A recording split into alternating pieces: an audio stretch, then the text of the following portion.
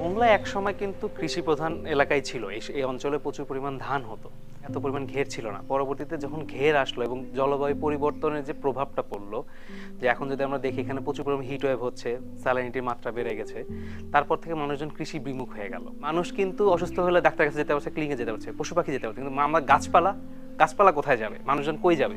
তারা কিন্তু সেই জায়গাটা পায় না। সেই জায়গাটাই তৈরি করেছে ব্র্যাকের climate change programme adaptation clinic.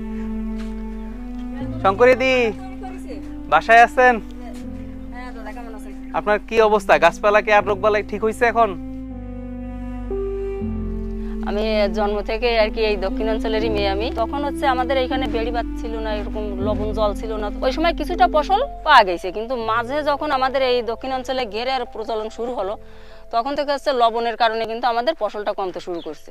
লবণ থাকা সত্ত্বেও এখন কিন্তু ফসলটা আমরা আগের তুলনায় ভালো পাচ্ছি।